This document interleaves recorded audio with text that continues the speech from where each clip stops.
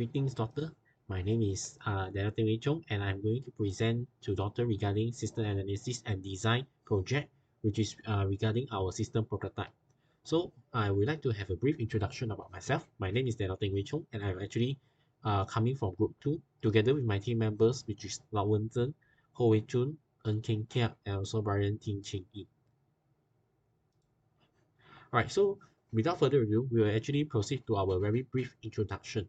Alright, so basically our system prototype will be mainly focusing on online shopping.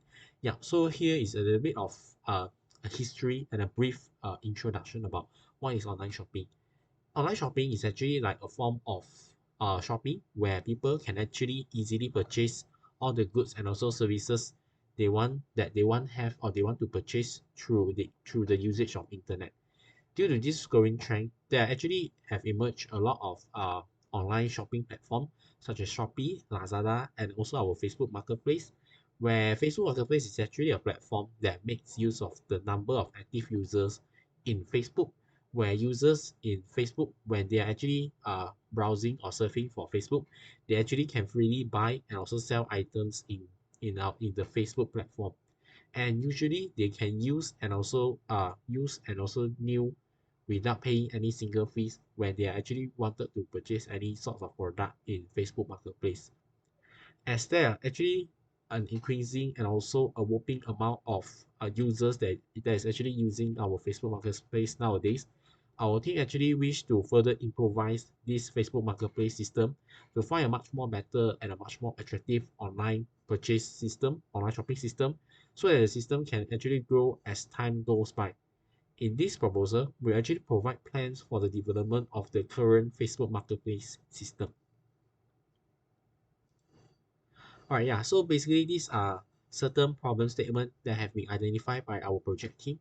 Yeah, first problem statement that we actually identify and also pinpoint is many sellers actually sell fake product or counterfeit, but they mention that their item is genuine. Yeah, so for this kind of plagiarism sort in this kind of selling items, some of the users of Facebook Marketplace, they actually will face the problem where they bought the item which is stated that that specific item is 100% genuine, but actually at end up that they receive a counterfeit product. Not only this, but also there's a number of users that they actually receive broken items or even items that didn't match completely the description of the product that has been already displayed in the Facebook Marketplace by the seller. And the second problem that we actually identified is some seller they actually utilize fake account, which cause the buyer unable to contact the seller. Some of the users they actually unable to contact the seller anymore after the seller already asked the user to place an order and even make payment in advance before that the specific product is being purchased or being shipped. This is because that certain seller they will actually use this kind of tricks to actually plagiarize and to actually trick people to pay them money, and they'll just directly run away without shipping any kind of genuine products to that specific seller or to that specific shopper. Hence, this is caused by the seller to actually use much more fake account to actually undergo this kind of deal, which cause the user cannot contact the seller anymore. So these are the two main problem statements that we actually identify throughout our research and studies regarding this Facebook Marketplace system. And yeah, another two problem statements that we actually already identified is sellers, their lack of integrity, and they receive the buyer payment but did not ship out their product. This is kind of similar with the previous second option, but just that this time some user they actually face a situation where that specific seller they did not ship out their product after the transaction. Hence, in this situation, there is no way for the buyer to contact the seller anymore if the sellers they actually refuse to bear the liability or they refuse to bear any kind of risk possibility from this transaction. Some of these users, the sellers, they also send a fake tracking number to the buyer where they are unable to track that specific items on their specific progress on whether that specific product has already been shipped out or still inside that specific logistic company and pending to be shipped out. Hence, this will actually make the buyer placed in a much more difficult situation because the seller didn't fully cooperate with the buyer, and at the same time, the seller tried to trick the buyer regarding regarding this fake transaction. And that next one will be unable to collect feedback from user, as user from the Facebook Marketplace is unable to give any kind of feedback on the service or the system about their buying experience. Hence, this actually causes the process of maintenance and improvement about the system cannot be made with lacking of feedback such as what went well, and even better if we still like cannot identify what is the suggestion or what is the feedbacks that we actually can further improvise our system. Right. So these are a series of objectives that we actually implemented in our project, which is first thing is create an identification system of online shopping that actually can solve the selling fake product problem. As we can see, the identification system is actually very useful and it's proven significant to actually track whether that specific seller is it genuine or is it fake by tracking their identification number. And the next thing is to actually make the identification system of online shopping that can solve fake account problem.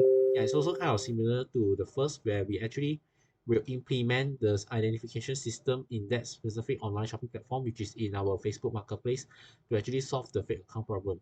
And the third thing is to improve the integrity of sellers by implementing an identification system. This is because, in our opinion, the integrity of sellers can be further advanced, can be further improvised if we have implemented a much more comprehensive identification system, where this will actually safeguard the buyer experience when they are conducting their online shopping.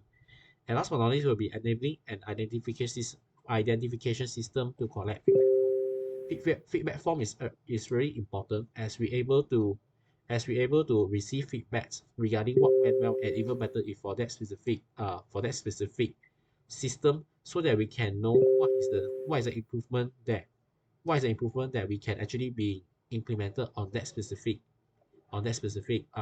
system. Yeah. So first thing first, I want to present to doctor regarding our suggested interface from the view of seller. First thing first, the seller will be redirected to the login page once they already open their Facebook Marketplace account. Step one is the seller they will need to type in their email address and also password. And after they type in their email address and also password, they will need to click the login button to log in to the system. And next, the user will also can log in through phone number besides from email, where the seller as a user, they can just directly type in their phone number. And after they already type in their phone number, the user will need to click send OTP button to receive OTP before they can directly log in into our Facebook Marketplace system. All right, so after login successful, then we will redirect to identity verification. So the first step will be the user will need to key in the identification number such as the IC number or even card pengenalan number. And the second step is the user will need to upload a copy of identity card, where that specific identity card will serve as a verification purpose on whether the identification number that the user key in is accurate or not. And the next step will be the user will need to click the submit button to verify their identity. Right, so after successfully verification and verification of their identity, then they will redirect to the home page, where this is from the seller view, where it's also kind of similar that they will actually have a lot of sports equipment already displayed in the home page that they can sell, or they even can try to purchase as well, even though they are seller. And next thing will be upload product. Yeah, so the seller, of course, they will need to sell their product in our Facebook Marketplace system. So the first step will be the user will need to enter the product description in the box provided. And the second step will be the user will need to upload the photo of that specific product by using the camera function.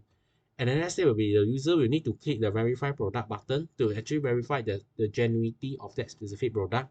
And after that, the user will need to click submit button once the verification and validation of that specific product done by our artificial intelligence that have been encapsulated in our system is done.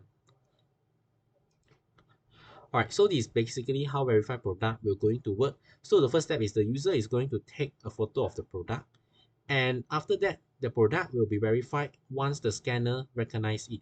So the scanner will directly recognize is that specific product, is it verified or is it genuine, is it fake, by using the AR lens that we have already been implemented in our system. And the next thing, this is from the customer perspective. Yeah, so the customer also kind of similar with the seller as well. They can choose to log in either email or phone number. So the first step will be either they need to type in their email address and password. Then afterwards, they will need to click login button to log in. Afterwards, they also can choose the another option, which is phone number, where the user need to type in their phone number and click on the send OTP button to receive OTP that will be sent through SMS in their phone.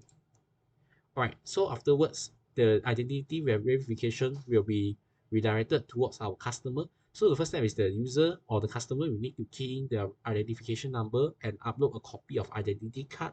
Once they already completed the above two options or two actions, the user will need to click submit button to verify their identity.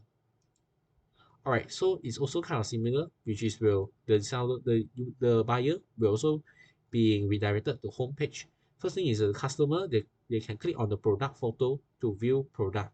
Or the second step is the user, which is customer, can click on cart button to view the shopping cart that they have the list of what they have already been purchased or they wish to purchase in that specific shopping cart. So the customer can also view products. The step one is the user can click contact seller button to actually chat with seller. Another second step is the user can also click on the person information button to actually view their profile. Okay, so the next thing is contact seller. The first step is the user can type in the chat box to actually contact with the seller.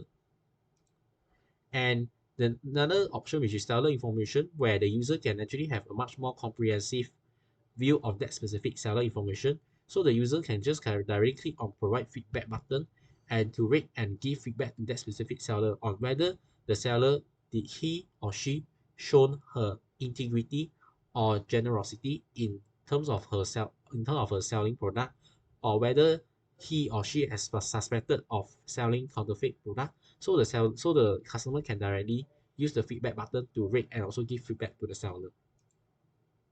So this is a feedback page that will be redirected after the user or the customer wish to provide feedback. So first step is the users can click stars to rate the seller. The second step is the user can type in the box to provide a much more detailed feedback to seller. And last but not least is the user can click on the submit button to submit the feedback as well.